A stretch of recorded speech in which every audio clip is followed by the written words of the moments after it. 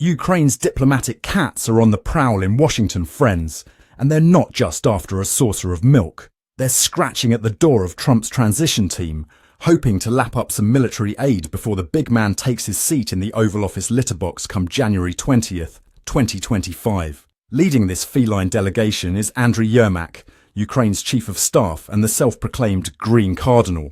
Standing taller than a scratching post at over 6 feet, he's often mistaken for President Zelensky's bodyguard. One can't help but wonder if he keeps Ukraine's treaties on a high shelf, just out of reach of his vertically challenged boss.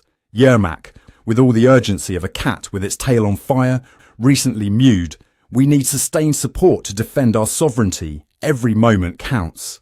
But the real catnip in this geopolitical circus is the $50 billion in frozen Russian assets. It's like finding a giant geopolitical piggy bank under the couch cushions of international finance. Outgoing Secretary of State Antony Blinken, in a final act of mischief, announced this frosty fortune will be thawed out and served to Ukraine on a silver platter. One can almost hear Putin's anguished yowls echoing across the steppes. Yet, Ukraine's not content with just this ball of yarn. They're after the fancy feast of military aid, HIMARS, counter-drone systems, and Stinger missiles. It's as if they're building the world's most explosive cat tree. These aren't your average laser pointers, folks. They're the kind of toys that make the big bad Russian bear think twice about swatting at Ukraine's borders. Enter Trump's transition team, playing hard to get like a cat that can't decide if it wants to be in or out. Mike Waltz, the incoming National Security Advisor, and Keith Kellogg, the designated envoy for Ukraine and Russia, are dangling the carrot of military support, but with more strings attached than a cat's cradle. They're considering a 20-year timeout on Ukraine's NATO membership aspirations. It's like telling a kitten it can't join the big cats club until it's old and grey. And just when you thought this litterbox couldn't get any more crowded, in saunters North Korea, strutting onto the scene like a stray tomcat looking for a fight. They've sent about 12,000 troops to Russia's Kursk region. 12,000! That's more cats than a crazy cat lady's house. But don't worry, folks.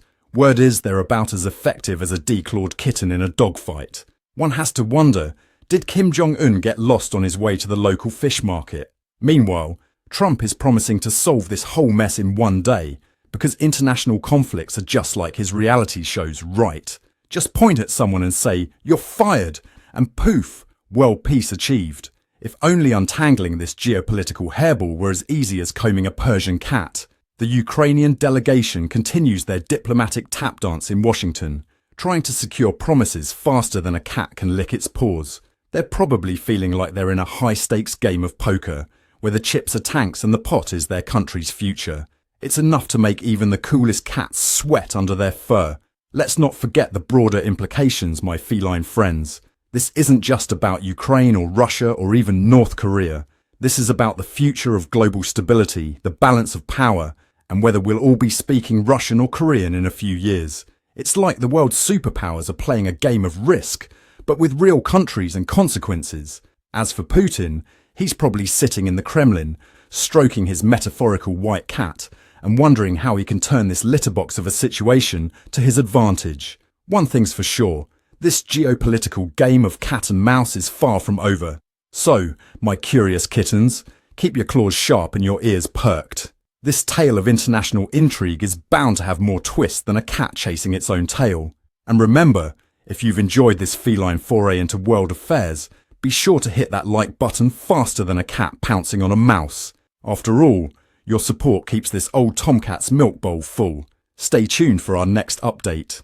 I'm Ron DeParmesan reporting for News Cats. Thanks for watching, and remember, in the world of international politics, it's always cat eat cat out there.